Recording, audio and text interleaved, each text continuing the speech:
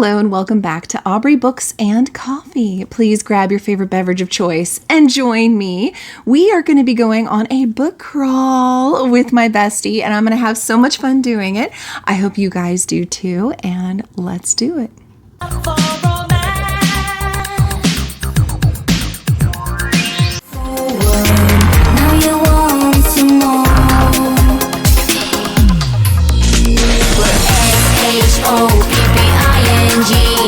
We're shopping.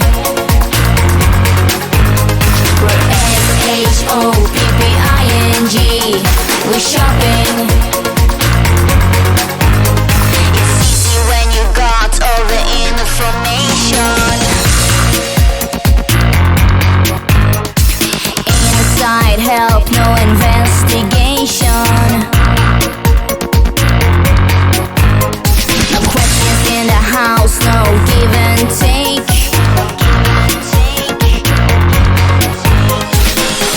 There's a big bang in the city. We're all on the make. We're S-H-O-P-P-I-N-G. We're shopping. We're S-H-O-P-P-I-N-G. We're shopping. All the information. Inside help, no investigation. No questions in the house, no give and take. So our first stop was to the MacArthur bookstore. I had no idea this store existed in my own town. I am so thrilled though, because guess where I'm going to be going a lot more now. It's an independent bookstore. The person that owns it there, that was working there, was so incredibly sweet and wonderful. And if you remember from me talking about it in previous videos, I stopped going to one of my local library's book clubs because I just wasn't vibing with the books that they were doing.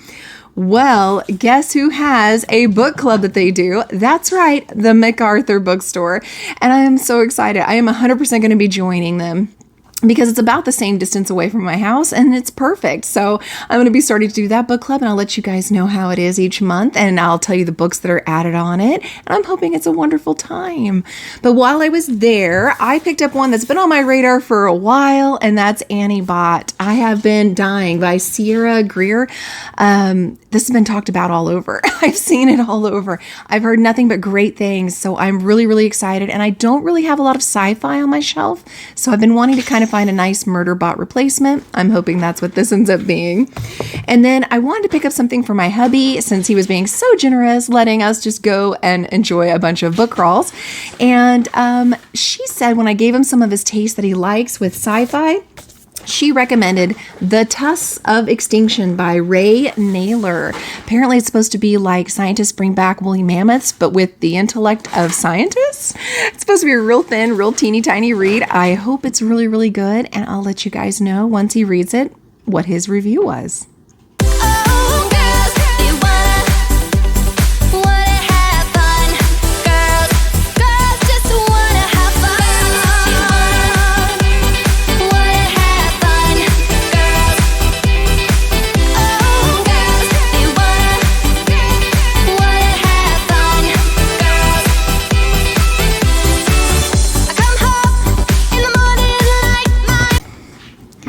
Then we went to turn the page, as you saw, and there wasn't a lot of footage because I gotta admit, I really wasn't that impressed. The owner was there. She was nice enough, but it was the kind of nice that feels almost like you're disturbing them, but they've got to be polite because they need to make money, if that makes any sense. So not in a mean way or anything like that. It didn't feel as real as the MacArthur bookstore. So maybe we shouldn't have done the MacArthur first, because every single one after that got judged for that. But I did have a gift certificate that I was given for my birthday last year for that store, and I hadn't used it yet, so I was glad that I brought it with me. I was able to get 2 books, one that was on the slightly used shelf, so it was a little cheaper, and a brand new one that I've been wanting to pick up. And even had some left over that I was able to share with Amy so that she could get some money taken off of her purchase as well. So It all works out in the end. So the brand new one I picked up was Done and Dusted. I have been hearing everything about these cowboy romances. I've been wanting to give them a try. I've been a little scared because they're on the thicker side. And I don't know. I haven't read a cowboy romance since back in the days of Julie Garwood, the For the Roses series, the Claiborne Brides. Loved that series so much. Haven't really tried one since, so we'll see. Hopefully it ends up being really good. And the slightly used one I've been wanting to do for a while, and that is The House Made by Frida McFadden. It's just got a little bit of tearing up here at the top, so totally worth only being a couple bucks. And we know that I'm kind of mostly wins with Frida McFadden compared to Ruth Ware, so I'm excited to give this one a try. I haven't yet, so we'll see.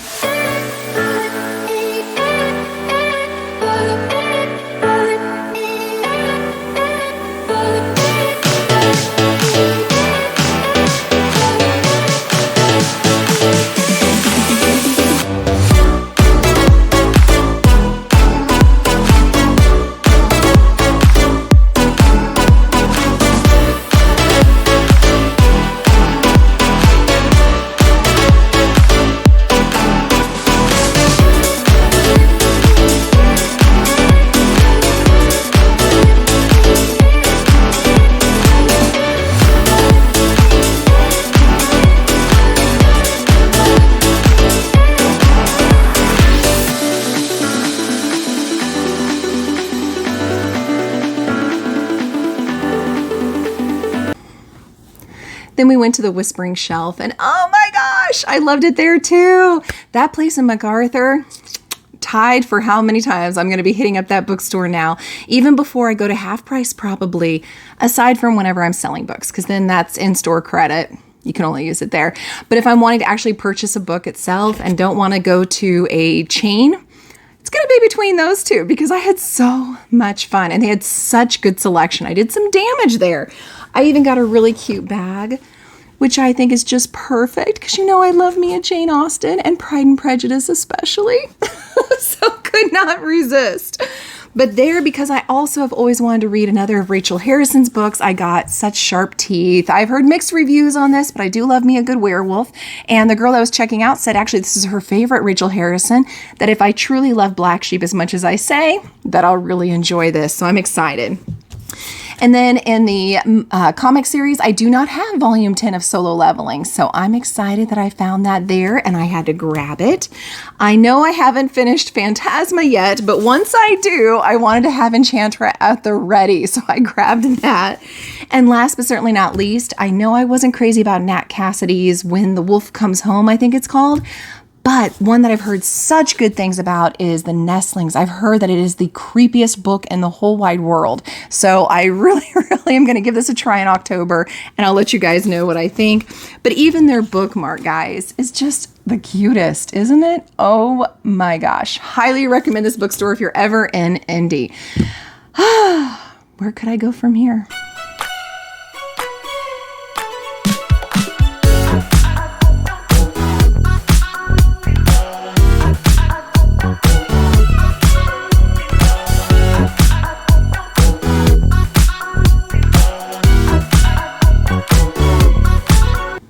Our last stop was to Loudmouth Books, and I am so glad we ended there because, again, everybody was so friendly and so wonderful and so knowledgeable. And of course, it also supports our local, I'm going to say all the letters I can remember, LBGTQ+. And my daughter actually just calls them the Alphabet Mafia. She says, that's what we like to be called, Mom. So, all right. So the Alphabet Mafia, they're big support. That's the whole point of the bookstore. And so it was wonderful. One of the books we had just finished in the library run that I done in my last book club was the Delilah Green Doesn't Care, gave it 4 stars, dying to know what happens to her sister Astrid. I mentioned that while I was in there and they said, we just happen to have Astrid Parker Doesn't Fail by Ashley Herring Blake. And so I had to grab it. I needs to know what happens next. So I'm excited to read this and let you guys know. And then while I was there, I said, do you happen to have any books that have a main character who is ace? I hardly ever hear of any, and trying to search on Google, don't do it, it's scary. And they said, actually, we do. So they recommended Loveless by Alice Oseman. This is the author of Heartstopper series, and this book apparently follows an ace protagonist, and so I love that. So I got this for Katie, and then they said whenever Katie's a little bit older, they recommend Looking for Love in All the Haunted Places. They said it's got a little bit more romance in it than what this one does, but again, you have an ace main character. So I got both of these for Katie and just kind of gave her a warning on the second one to, proceed with caution. So if you know somebody in your life that's ace and that stands for asexual in case you didn't know, and you hardly ever hear any fictional, heroines or heroes, then these are some that they would recommend. And I'm recommending thus, even though I've not read any. And then for fantasy genre, they said that they recommended this series. This Ends in Embers by Camellia Cole is actually book 2. Book 1 is So Let Them Burn. And so I'm going to have to find that separately somewhere else. And I'm going to be reading this series myself because it sounds great. It says that there's a whole kingdom where they train dragons and fight with dragons and things. And they're like, what happens after you've already won? Okay. So I'm really kind of intrigued about that. So all in all, we had a fantastic book crawl. Spent way more than we were supposed to. But we had a great time laughing and joking with each other and getting to see all these wonderful bookstores. There were a couple that were kind of misses for us. They just didn't hold the books that, had the books that we really liked or enjoyed, or sometimes they were a little, we'll say, uppity. And so that just wasn't my vibe. And I was not going to spend any money someplace where someone feels they're better than me because of the shoes they wear. So that's just my personal preference. I don't know about you guys. So I'm not even going to mention them here, though, because I'm not about shaming. But all in all, it was a success and a wonderful time. I encourage you guys to do a book crawl with your besties as well whenever you can. It is so, so much fun. And at the end, I knew I was getting tired because when they asked at the Loudmouth Books why we were doing, this, thing where we're going to all these different bookstores, we said, oh, it's our own version of a beer crawl. And they said beer crawl. And I was like, I'm sorry, bar crawl. And then finally Amy's like, book crawl. So I realized at that moment, maybe it was time to call it quits and maybe do a bar crawl. Let me know if you've read any of these books and what ones that you really enjoyed. And if there's a bookstore around you that you love to visit, shout it out down below in case anybody goes through your state, in case I go through your state so I can check it out. Thank you all for being here. Please like, subscribe, send your friends, and I'll see you next time.